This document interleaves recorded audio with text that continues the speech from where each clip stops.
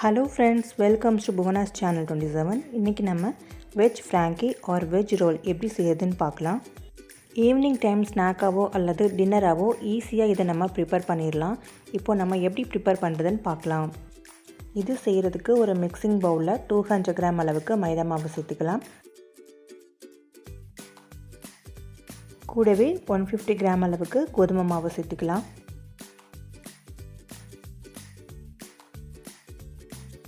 இந்த மாவுக்கு தேவையான அளவு உப்பு, கொஞ்சம் எண்ணெய் சேர்த்துட்டு நல்லா மிக்ஸ் பண்ணி விட்டுக்கலாம்.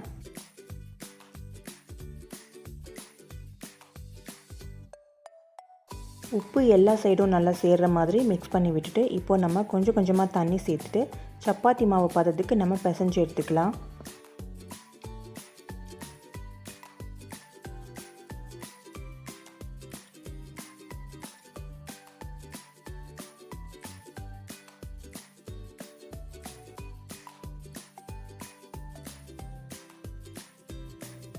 இந்த அளவுக்கு நல்லா சாஃப்டாக பிசைஞ்சு எடுத்துக்கோங்க. இப்போ இது மேலே கொஞ்சமாக ஆயில் அப்ளை பண்ணிவிட்டு ஒரு 1 ஹவர் வரைக்கும் இந்த மாவை நம்ம ஊற வச்சிடலாம். 1 ஹவருக்கு அப்புறம் நம்ம பார்க்கலாம்.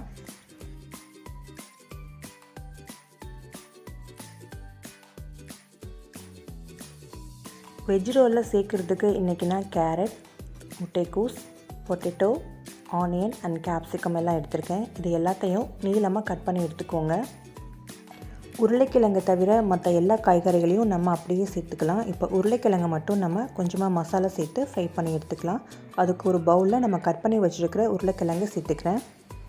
இது கூடவே 2 டேபிள் ஸ்பூன் அளவுக்கு அரிசி மாவு, 2 டேபிள் ஸ்பூன் அளவுக்கு கார்ன்ஃப்ளவர் சேர்த்துக்கலாம். 1 டேபிள் ஸ்பூன் சில்லி பவுடர், ஒரு சின்ன பிஞ்ச் அளவுக்கு மஞ்சள் பொடி சேர்த்துக்கலாம். தேவையான அளவு உப்பு சேர்த்துட்டு நல்லா மிக்ஸ் பண்ணி விட்டுக்கலாம். நம்ம சேர்த்துருக்கிற அரிசி மாவு, கார்ன்ஃப்ளவர், மிளகாய் பொடி இதெல்லாமே உருளைக்கிழங்கில் நல்லா கோட் ஆகணும். அப்போ தான் நம்ம ஃப்ரை பண்ணி எடுக்கும்போது உருளைக்கிழங்கு நல்லா கிறிஸ்பியாக இருக்கும். முதல்ல உருளைக்கிழங்கு மாவில் நல்லா ஒட்டுற மாதிரி நல்லா மிக்ஸ் பண்ணி விட்டுக்கோங்க. கடைசியாக தேவைப்பட்டால் கொஞ்சமாக தண்ணி தெளித்து விட்டு மிக்ஸ் பண்ணி எடுத்துக்கோங்க. இப்போ நான் கொஞ்சமாக தண்ணி தெளிச்சுட்டு மிக்ஸ் பண்ணிக்கிறேன்.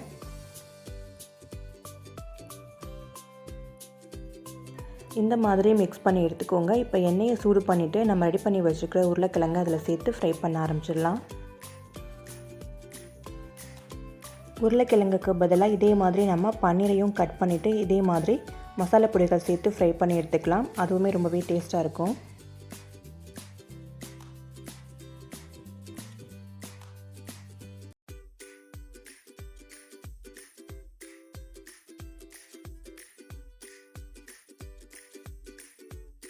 இந்த அளவுக்கு உருளைக்கிழங்கு ஃப்ரை ஆனதும் இப்போ நம்ம வெளில எடுத்துடலாம். ரொம்பவும் டீப் ஃப்ரை பண்ணாமல் இந்த அளவுக்கு உருளைக்கிழங்கு வெந்திருந்தால் போதும். இந்த மாதிரி நம்ம ஃப்ரை பண்ணி எடுத்துக்கலாம்.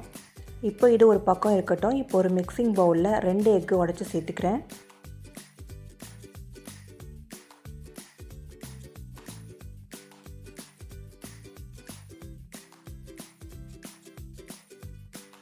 இந்த எக்குக்கு தேவையான அளவு உப்பு, கொஞ்சம் பெப்பர் பவுடர் சேர்த்துட்டு இதை நல்லா பீட் பண்ணி எடுத்துக்கலாம். நம்ம ஃப்ராங்கி ரோல் பண்ணுறதுக்கு மாவு பிசைஞ்சு வச்சுருக்கோம்ல, அது சப்பாத்தி மாவு மாதிரி தேய்ச்சிட்டு அதில் ஒரு பக்கம் நம்ம முட்டை அப்ளை பண்ணிவிட்டு டோஸ்ட் பண்ணி எடுத்தோம்னா ரொம்பவே டேஸ்ட்டாக இருக்கும். இப்போ இது ஒரு பக்கம் இருக்கட்டும். அடுத்ததாக ஃப்ராங்கியில் ஸ்டஃப் பண்ணுறதுக்கு தேவையான வெஜிடபிள்ஸ்லாம் ஒரு பவுலில் நம்ம சேர்த்துக்கலாம்.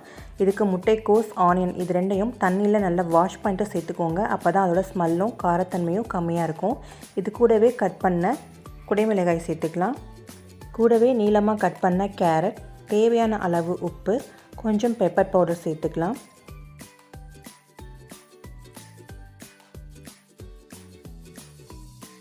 கூடவே ஒரு ஹாஃப் லெமன் பிழிஞ்சு விட்டுக்கலாம்.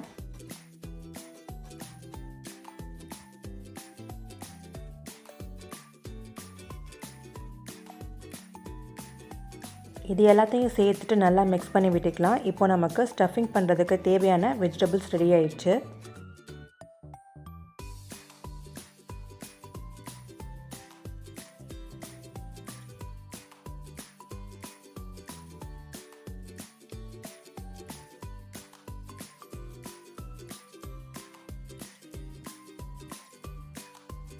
இப்போது 1 hour ஆகிடுச்சு. நம்ம மாவு நல்லாவே ஊறிடுச்சு. இந்த மாதிரி சின்ன சின்ன உருண்டைகளாக எடுத்துக்கோங்க. கொஞ்சமாக கோதுமை மாவு அப்ளை பண்ணிவிட்டு இப்போ நம்ம சப்பாத்திக்கு எப்படி நம்ம மாவை தேய்ப்போமோ அதே மாதிரி தேய்ச்சி எடுத்துக்கலாம்.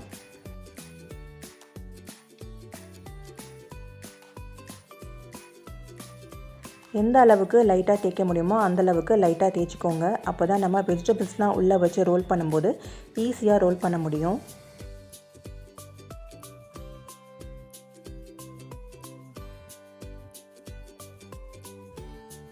இந்த அளவுக்கு லைட்டாக எல்லா மாவுலையும் ப்ரிப்பேர் பண்ணி எடுத்துக்கோங்க.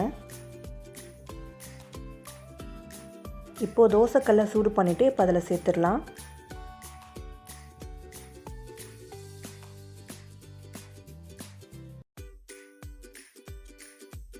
இதுக்கு மேலே நம்ம ரெடி பண்ணி வச்சுருக்கிற எக்கை சேர்த்துட்டு நல்லா ஸ்ப்ரெட் பண்ணி விட்டுக்கோங்க.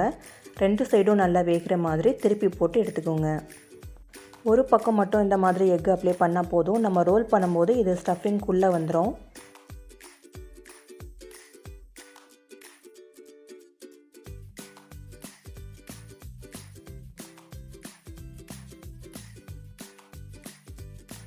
இந்த மாதிரி எல்லாத்தையும் ரெடி பண்ணி எடுத்துக்கோங்க. இப்போ நம்ம ஸ்டஃபிங் எப்படி பண்ணுறதுன்னு பார்க்கலாம். நம்ம ரெடி பண்ணி வச்சுக்கிற ஃப்ராங்கி சப்பாத்தியில் இப்போ நம்ம ஃப்ரை பண்ணி வச்சுக்கிற பொட்டேட்டோவை சேர்த்துக்கலாம்.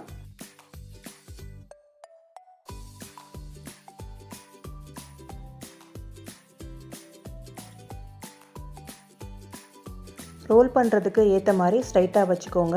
இப்போ இது கூடவே நம்ம ரெடி பண்ணி வச்சுக்க வெஜிடபிள்ஸும் சேர்த்துடலாம். இப்போ ஒரு பக்கத்துலேருந்து நல்லா க்ளோஸ் பண்ணிவிட்டு ரோல் பண்ணிக்கோங்க. இதை அப்படியேவும் சர்வ் பண்ணலாம், இல்லைனா சென்டரில் கட் பண்ணிவிட்டும் சர்வ் பண்ணலாம். இப்போ நான் சென்டரில் கட் பண்ணிக்கிறேன்.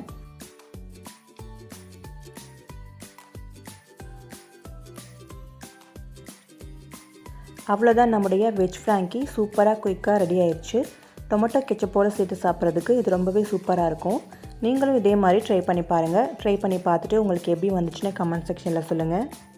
இந்த வீடியோ உங்களுக்கு பிடிச்சிருந்தால் மறக்காமல் நம்ம சேனலையும் சப்ஸ்கிரைப் பண்ணிக்கோங்க. உங்கள் ஃப்ரெண்ட்ஸுக்கும் ஷேர் பண்ணுங்கள். தேங்க்ஸ் ஃபார் வாட்சிங்.